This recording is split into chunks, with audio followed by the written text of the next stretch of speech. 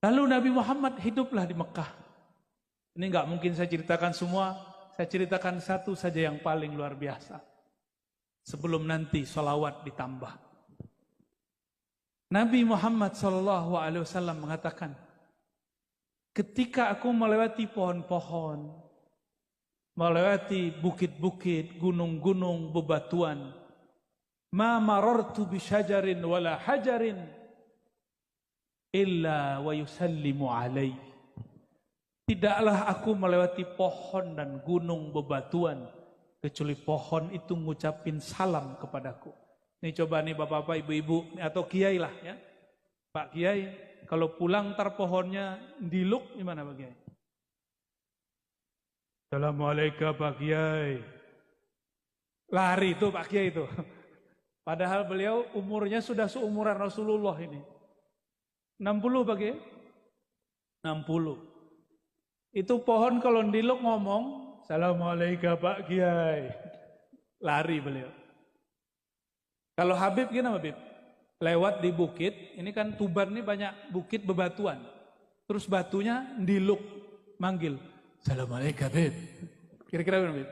Kalau gunung kembar ya tak rangkul pisan mbek anak.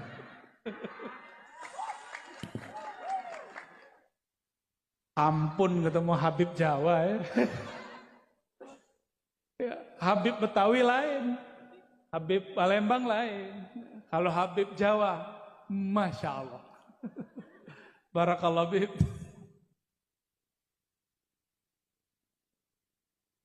Nabi Muhammad melewati gunung, ini bukan gunung kembar Habib. Itu gunungnya bergetar. Pohonnya diluk dan semuanya mengatakan, Assalamualaikum ya Nabi Allah. Salam atas engkau wahai Nabi Allah. Hewan-hewan Nabi lagi jalan. Ada arak-arakan domba. Semua domba pengen mendekat Rasulullah. Ada onta-onta pengen ngadu ke Rasulullah. Cuma sayangnya onta ngadunya urusan perut. Bukan buah perut, Beb. Onta ketemu Rasul ngadunya urusan apa? Perut. Sama, mohon maaf nih. Masyarakat ketemu wabub, ketemu bupati, ngadu masalah perut.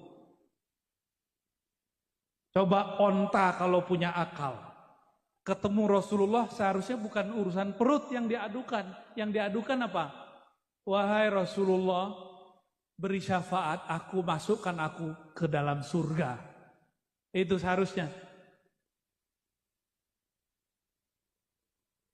Ternyata waktu dulu Rasulullah punya majelis duduk-duduk begini, tatakan punggungnya pohon kayu.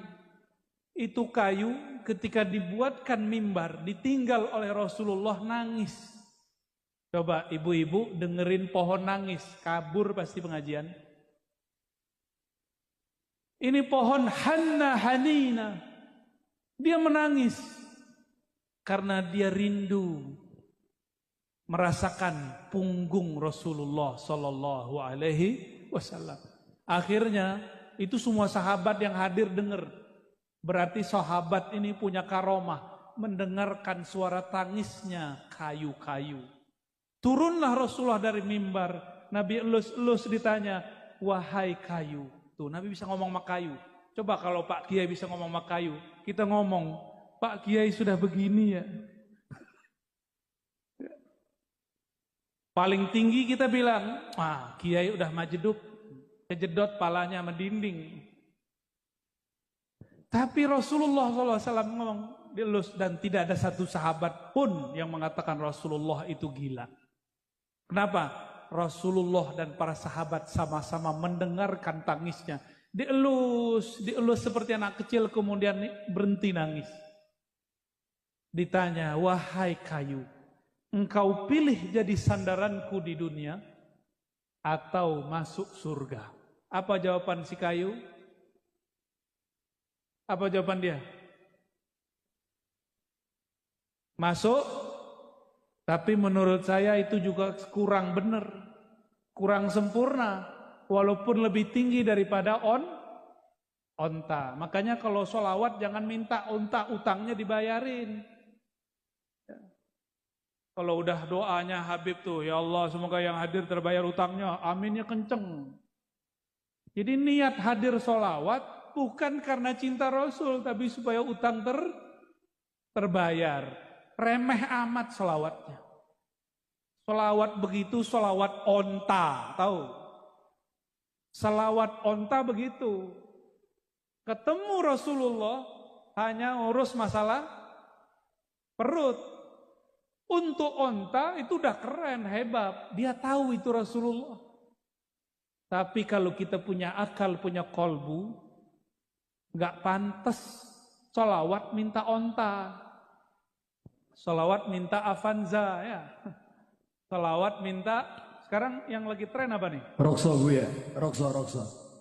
Idza kunta fi dhiqin aw fi faqrin aw fi maradin fa akthir bis salati ala Muhammad sallallahu alaihi wasallam. Syuf, kaifa hada? Ah itu lain cerita, Bib. Lain cerita gimana tadi antum bilangnya tadi gimana hadir biar lunas utangnya. Kita mendoakan, memang mereka semua ini amin berarti nandakno utang ini banyak. Tapi ada tapinya. Idza kunta fi dhiqin aw fi faqrin aw fi maradin fa akthir bis salati ala Muhammad. Ane jelasin deh. Ya marhaba. Ane jelasin. Sholawat tuh niatnya karena apa? Karena cinta ke Nabi atau cinta ke diri? Mahabbah ma Rasul sallallahu alaihi wasallam. Oke. Dah. Kalau cinta ke Nabi dapat berkah, punya penyakit sembuh. Bukan karena kita ingin sembuh tuh sholawat, itu kebalik. Orang seperti ini di dunia dapat syafaat, tapi di akhirat belum tentu. Nanti ketika datang di hari kiamat nanya, wahai Rasulullah syafaati saya, Nabi nanti jawab, kan sudah dibalas di dunia, utangmu lunas kan? Ya. Terus pripun bu fi dunia hasanah wa fil akhirati hasanah. Nah, maka niatnya harus akhirat. Nih saya kasih tahu Bapak Ibu. Saya dulu lama ngamalin sholawat pengen kaya, nggak kaya-kaya. Saya punya sakit nggak sembuh-sembuh. Tahu-tahu ditegur sama guru saya, seorang sayyid, seorang mursyid juga. Apa kata beliau? Kamu sholawat niatnya apa? Mau kaya, kiai? Norak. Loh kenapa? Kalau kamu niat mau kaya, kaya itu di dunia. Tapi kalau kamu niat sholawat untuk akhirat, dunia terbawa. Maka semenjak saat itu, teringatlah saya kalam Imam Abul Hasan Syazili. Apa kata beliau? Abghadul ibad ilallah. Hamba yang paling dibenci oleh Allah. Siapa? Orang yang amila amal al-akhirah, beramal amal akhirat seperti sholawat, baca Quran, haji umroh, tapi niatnya ghardan min aghradid dunya, untuk urusan duniawi. Ini yang ngomong Imam Abul Hasan Syazili, beliau seorang syarif, zuriat Sayyidina Al-Hasan. Jadi tugas kita kalau antum Habib, antum Kiai, tugasnya mendewasakan umat. Bukan membiarkan umat sholawat untuk urusan remeh. Kita naikkan spiritual mereka yang tadinya sholawat hanya untuk urusan izalati faqrin atau maradin, liqada'i hajatin. Sekarang kepada yang lebih tinggi. Apa yang lebih tinggi? Syafaat Nabi fid darain. Syafaat Nabi di dunia plus akhirat. Jangan hanya urusan dunia. Tugas kami itu Bapak Ibu, ya. Maka saya minta ampun kepada Allah jika dulu pernah mengajarkan kalau kamu sakit sholawat itu belum selesai, masih koma, harus diteruskan. Coba lihat sholawat tibil kulub. Yang pertama kulub atau jasad. Allahumma sholli ala sayyidina Muhammad. Tibil kulub, kulub dulu, baru nanti abdan, baru nanti absar. Karena kolbu urusannya akhirat, badan urusannya dunia. Akhirat dulu, Ya. Nah, utang kita kepada Allah dan Rasul lebih besar. Nah, Bapak Ibu yang melakukan Allah, nah itu kalau mau naik pangkat. Tapi kalau mau kayak kemarin-kemarin nggak apa-apa. Sholawat biar bayar utang, itu ada ijazahnya boleh. Ini disebut sholatul awam, sholat orang awam. Tapi kalau sholawat al-muhibbin al-arifin, sholawat orang yang kenal Allah, kenal Rasulullah, nggak begitu. Ya, sholawatnya karena Allah layak karena Rasulullah layak disolawatin. Nih saya tanya ke Pak Bupati, Wakil Bupati. Nih contoh nih Pak Wakil, ini belum Rasul nih. Saya puji-puji lagi di majelis. Saya punya pesantren. Nih saya puji-puji ini, Wakil Bupati adil, amanah, bla bla bla bla. Dalam hati niat muji Pak Wakil Bupati supaya pesantren saya dibangun, dibantu. Berarti niatnya apa? Memuji Pak Wakil Bupati. Dunia. Benar, udah bagus, bangun pesantren kan bagus. Bagus nggak? Bagus. Tapi memuji Pak Wakil Bupati bukan karena dia terpuji. Karena saya ingin dapat sesuatu. Boleh nggak? Boleh. Tapi Pak Wakil Bupati langsung tahu. Ah, ini Kiai mulai muji ada maksud nih. Ya. Maka itu Kiai nggak bisa jadi teman ngopinya Pak Wakil Bupati. Karena dia deketin saya ada proposal setelah muji. Boleh nggak? Boleh, tapi elok nggak? Ada orang muji Pak Wakil Bupati. Dari hati nggak ada maksud apa-apa. Nah, orang ini cocok jadi teman ngopi. Nyaman nggak Pak Wakil? Nyaman. Rasulullah sama orang yang niat apapun dikasih. Tapi Rasulullah memilih khawasus sahabah. Sahabat-sahabat yang khawas, yang mulia. Itu sahabat-sahabat yang berjuang karena Rasulullah. Bukan karena dirinya. Jadi ada sholawatnya itu sholawat nafsiyah namanya. Sholawat karena dirinya.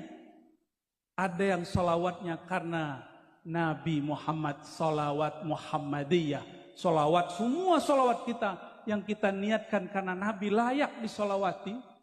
Baru tuh sholawatnya benar. Oke? Ya. Barangkali itu yang boleh saya sampaikan ya. Maka kajian malam ini saya simpulkan bahwa baginda Nabi Muhammad sallallahu alaihi wasallam beliaulah khairul maulud, sebaik-baik orang yang dilahirkan. Maka ibundanya juga adalah ibu yang paling mulia yang dilahirkan. Maka dimanapun beliau menginjakkan kaki, di sana semua benda, semua tempat mengucapkan salam.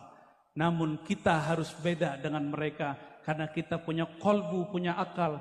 Bersolawatlah karena beliau layak disolawati. Insya Allah jika sakit Allah sembuhkan. Tapi jika sakitnya tidak disembuhkan, kita tetap solawat.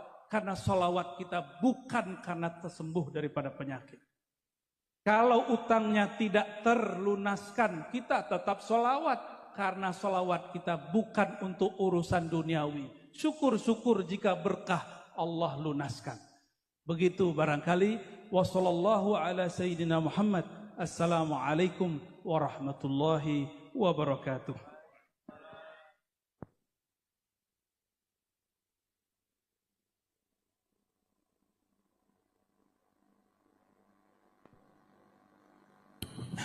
Sallu ala Nabi Muhammad.